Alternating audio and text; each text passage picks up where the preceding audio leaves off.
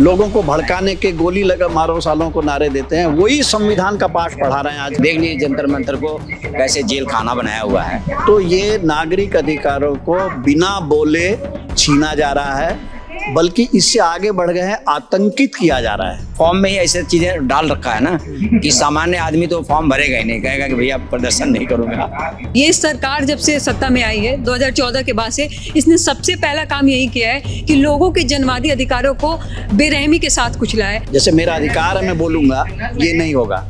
वो जो कहें वो बोलो, उस जो तय करें जिस जगह पे वहाँ बोलो, जो समय बोले उस वो बोलो।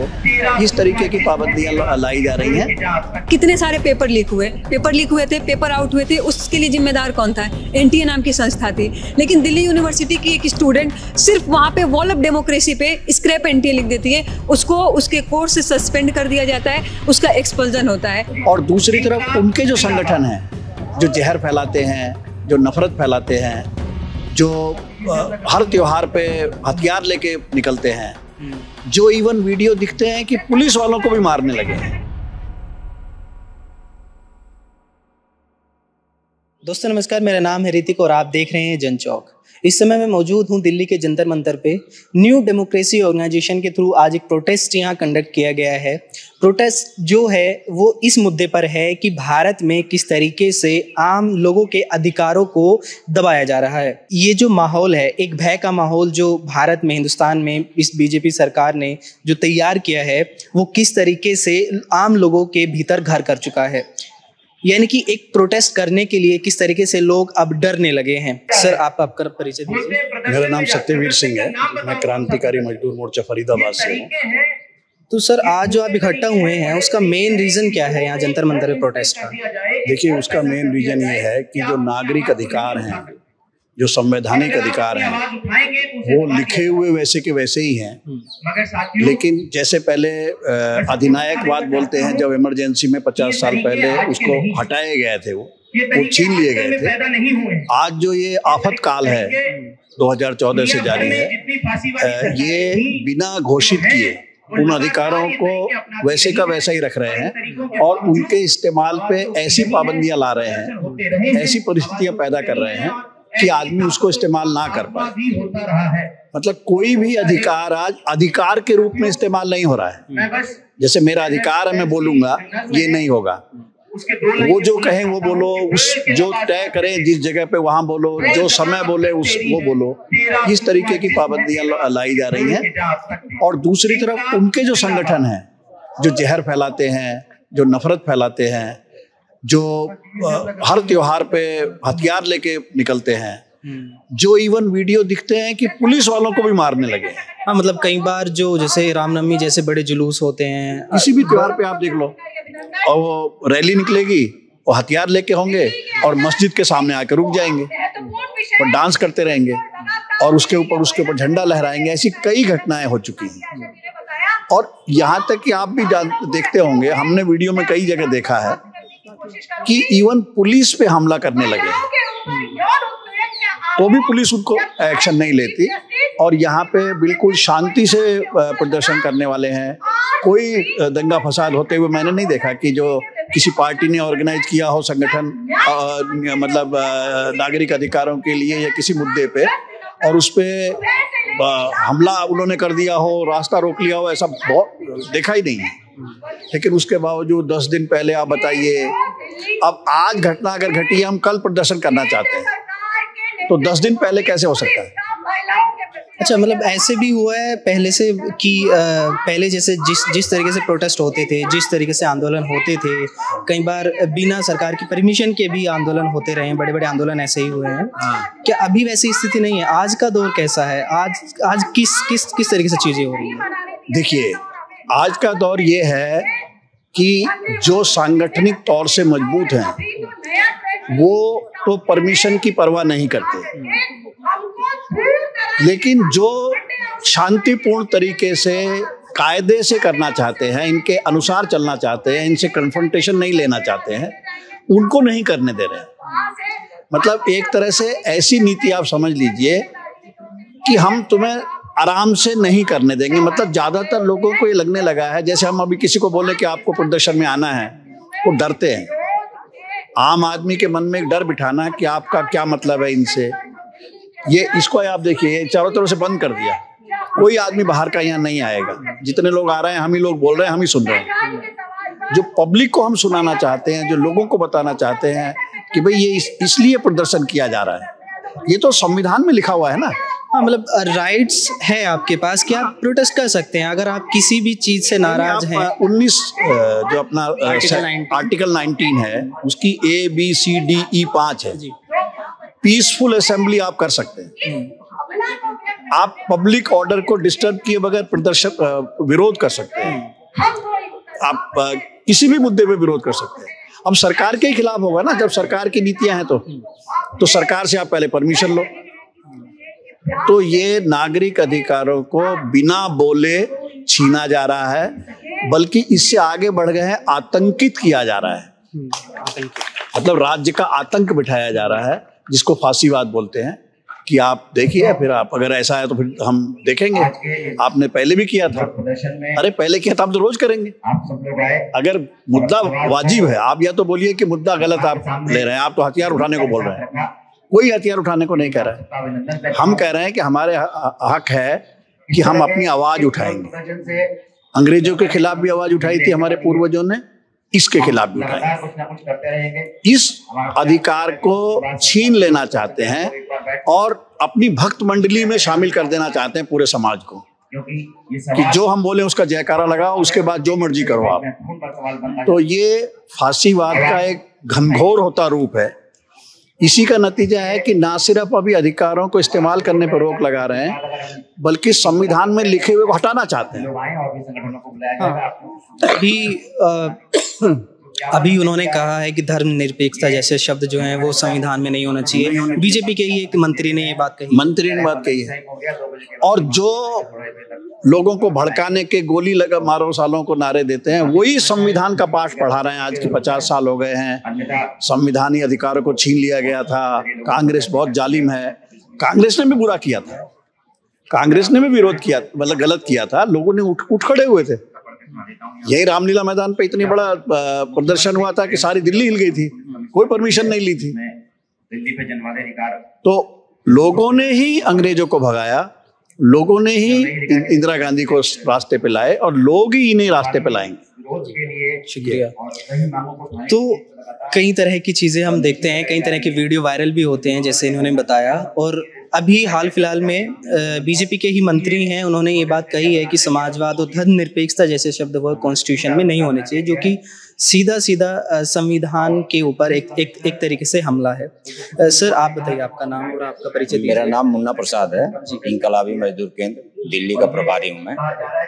तो आज जिस तरीके से जो परिस्थितियां हैं देश की, दुनिया की, पूरी दुनिया में वॉर का एक पूरा ट्रेंड चल रहा है, और हिंदुस्तान में हम देख रहे हैं, भारत में हम देख रहे हैं कि तमाम तरह के जो सरकार है वो लोगों को दबाने का काम कर रही है। यानी कि उनके चाहे अधिकारों की बात हो, चाहे उनकी शिक्षा की बात हो, चाहे उनके घरों की बात हो। अब तो दिल्ली में, जैसे आप दिल्ली में खड़े हैं, जंतर मंतर पे खड़े हैं, यहाँ थोड़ी दूरी पे कहीं ना कहीं कोई बुलडोजर चल रहा होगा, कोई ना कोई लोग दहशत में होंगे कि उनके घर टूट रहे होंगे।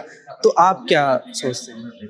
देखिए, जो है ना, हम लोग आज के जो प्रदर्शन है, बेसिकली सरकार जब से आई है तब से रोजी रोजगार और आवास पर वो हमला कर रही है, शिक्षा पर हमला कर रही है, संगठित होने पर हमला कर रही है, यूनियन बनाने पर हमला कर रही है, मजदूरों के अधिकारों पर हमला हो रहा है। तो एक संविधान में एक प्रावधान है कि भाई जब कोई सरकार जब जनता के मेहनत कशों के अधिकारों पर हमला करे तो आपको प्रोटेस्ट करके और ये सरकार को मैसेज देना होता है। तो ये आखिरी वाला जो मामला है उस पर भी सरकार ने हमला कर दिया है। इसको देख लीजिए, जंतर मंतर को कैसे जेल खाना बनाया हुआ है, और इसके लिए भी जो है परमिशन लेने की जरूरत है। सरकार ने जो है अभी इसी प्रदर्शन की मैं बात बता दूं कि ये जो है होना था दरअसल 17 जून को ये होना था। तो 17 जून को होना था। अब किसी वजह से इसको व्यस्तता आ गई, तो 17 जून की जगह पे हमने इन्फॉर्म किया कि 19 जून को करेंगे। तो 19 जून को पुलिस ने नहीं कर दिया। ये बताया कि भाई आपका जो है ना 10 दिन नहीं होता है, 10 दिन पहले इन्फॉर्म करना होता है। हकीकत ये है कि आप 1 दिन पहले या 2 दिन पहले इन्फॉर्म करने से नहीं काम चलता है पुलिस का। दिल्ली पुलिस कहती है कि कम से कम 10 दिन पहले आपको इन्फॉर्म करना पड़ेगा। यानी अगर कोई प्रदर्शन यहाँ करना होगा, कोई विरोध प्रदर्शन अगर होगा तो उसकी 10 दिन पहले आपको जानकारी उनको देनी होगी। अच्छा, वो फॉर्म वो भरवाते हैं, फुलफिल करवाते हैं, उसमें तरह तरह की कंडीशन है कि आप ये नहीं करेंगे, आप वो नहीं करेंगे। मतलब किस तरह की कंडीशन? मतलब जो है यही कि भड़का हुआ भाषण नहीं देंगे, अगर कोई इस तरह का कोई पंगा होता है तो सारी जिम्मेदारी, ठीक है ना, इस तरह का आपके ऊपर मुकदमे चलेंगे। मैंने वो सारे एक तो फॉर्म में ही ऐसे चीजें डाल रखा है ना कि सामान्य आदमी तो फॉर्म भरेगा ही नहीं, कहेगा कि भैया प्रदर्शन नहीं करूंगा। मतलब डर के वो पहले खुद ही पीछे हो जाएगा, उसकी हिम्मत नहीं होगी, वो नहीं होगी। और आए दिन अभी जब मैं आ रहा था यहाँ पर तो ये हाथ में पोस्टर लिया हुआ था, ये क्या बैनर है, ठीक है ना, तो कहाँ जा रहे हो, मैंने कहा प्रदर्शन में जा रहे हैं। तो कहा कि ये दिखाओ, मैंने कहा कि ये क्या दिखाना है, जाके चलो वहां पे देख लेना।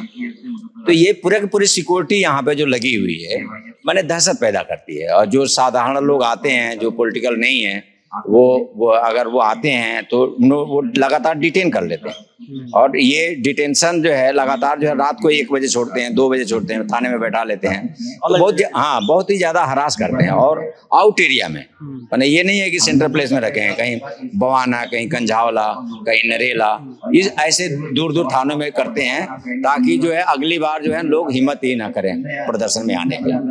तो ये इसको लेकर के हम लोगों ने एक साझा कार्यक्रम बनाया था। इसमें पहल जो है CPI-ML न्यू डेमोक्रेसी ने ली थी, लेकिन दिल्ली के तमाम संगठनों ने इस पहल का स्वागत किया और इस प्रदर्शन में हम लोग शामिल हुए। कौन कौन से और संगठन यहाँ? मैं देख रहा हूँ कि नौजवान भी है, प्रोफेसर भी हैं, जर्नलिस्ट भी हैं, एक्टिविस्ट भी हैं, बहुत सारे लोग हैं। तो कौन कौन से संगठन हैं और आपकी क्या क्या चीजें हैं, क्या क्या मांगे हैं? इसमें एक तो बुद्धिजीवी वर्ग भी है, जो है DTU की जो है वो professor Nandita Narayan ji supreme court के वकील हैं, तो ND पंचोली वो भी आए थे, ये S मिश्रा जी हैं, प्रोफेसर हैं, रिटायर हो गए। इसी तरीके से मजदूर संगठन है, नागरिक संगठन है। तो ये करीब जो है 16 संगठन ही आए थे, 16-17। और इसके अलावा कई सारे बुद्धिजीवी आए थे जो जनवादी अधिकारों के लिए काम भी करते हैं, तो इस प्रदर्शन में शामिल हुए। जो प्रोटेस्ट था वो अभी खत्म हुआ है और हमारे साथ नौरीन है। नौरीन जो है वो एक्टिविस्ट हैं। तो नौरीन, आज जो प्रोटेस्ट था बेसिकली वो किस लिए था, क्या पर्पस आज प्रोटेस्ट था? आज के प्रोटेस्ट का मेन मकसद यही था कि आज हम जिस तरीके से देख रहे हैं कि हमारे देश में, और हम दिल्ली में रहते हैं तो खासतौर में दिल्ली में हर मुद्दे को लेकर, मतलब आप कोई प्रदर्शन करना चाहें, आपका घर उजाड़ा जा रहा है, आपकी फी हाइक हो रही है, तो उसके ऊपर क्या किया जाता है कि 144 धारा लगाकर आपके प्रोटेस्ट का दमन कर दिया जाता है। आप छोटे से छोटे मुद्दे के लिए प्रोटेस्ट करना चाहें तो दिल्ली में 24 घंटा धारा 144 लगी रहती है। अभी हाल ही में एक RTI के उससे पता चला है, नोटिफिकेशन से, कि दिल्ली में पिछले 1 सालों में 6000 से ज़्यादा 144 के नोटिफिकेशन निकाले गए हैं।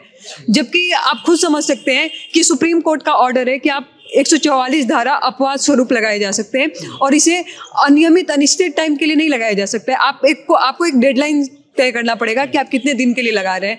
लेकिन आज ऐसा नहीं है कि 144 धारा पहले नहीं लगती थी, पहले भी लगती थी, पर पहले ये एक एक्सेप्शनल होता था, पहले ये अपवाद होता था। अब इसे एक नॉर्म बना दिया गया है कि कुछ भी हो 144 धारा लगी हुई है। 24 घंटे 360 दिन 365 दिन हर दिन 144 लगी होती है। तो ये प्रदर्शन भी इसी चीज़ के लिए था, ये डिमांड करते हुए कि जंतर मंतर जैसी जगह पे, जिसको हम लोग कह सकते हैं कि एक छोटा सा डब्बा बना दिया गया है, इधर से बैरिकेड और दोनों तरफ से आपकी चेकिंग होती है आते वक्त कि आप कहाँ जा रहे हैं।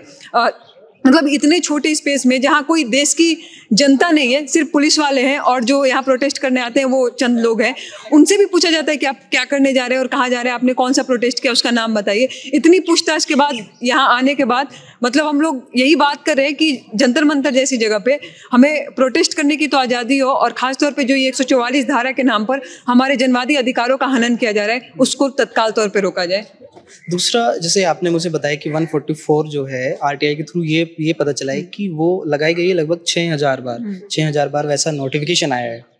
तो ये भी जानना है कि पिछले कुछ टाइम से आपने देखा होगा कि दिल्ली में, चूंकि हम जंतर मंतर पे हैं, दिल्ली में लगातार डिमोलिशन हो रहा है, घरों को तोड़ा जा रहा है, झुग्गी झोपड़ियों को तोड़ा जा रहा है, और उसमें लगातार आप ये भी देख रहे होंगे कि कई जगह स्टे होता है लेकिन उसके बावजूद भी वहाँ रात में तोड़ दिया जाता है।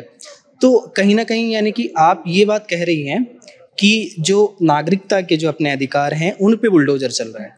बिल्कुल, ये सरकार जब से सत्ता में आई है 2014 के बाद से, इसने सबसे पहला काम यही किया है कि लोगों के जनवादी अधिकारों को बेरहमी के साथ कुचला है। आप अपनी किसी भी चीज़ के लिए डिमांड करिए, आप हमें पता है कि पिछले कुछ सालों में कितने सारे पेपर लीक हुए थे, पेपर आउट हुए थे, उसके लिए जिम्मेदार कौन था? एनटीए नाम की संस्था थी। लेकिन दिल्ली यूनिवर्सिटी की एक स्टूडेंट सिर्फ वहाँ पे वॉल ऑफ डेमोक्रेसी पे स्क्रैप एनटीए लिख देती है, उसको उसके कोर्स से सस्पेंड कर दिया जाता है, उसका एक्सपल्जन होता है, हाई कोर्ट से बाद में उस पर स्टे लगता है। तो ये सारी चीज़ें हम देख रहे हैं कि कैसे जब से ये सरकार सत्ता में आई है लोगों के जनवादी अधिकारों को कुचला जा रहा है। अब आप एक बात बताइए, हम देख रहे हैं कि दिल्ली में किस तरीके से झुग्गी ढहाई जा रही है। लोगों का घर आज ढहा है, लोग काम पर गए हैं, सुबह 11 बजे वो काम पर रहते हैं, बुलडोजर आके उनके घरों को रौंद डालता है। तो वो प्रदर्शन आज और कल नहीं करेंगे तो क्या पहले 10 दिन पहले वो प्रोटेस्ट के लिए परमिशन देंगे कि भाई इतने तारीख को मेरा घर गिरेगा तो मैं 10 दिन पहले बता रहा हूँ कि मैं इस तारीख को प्रदर्शन कर रहा हूँ।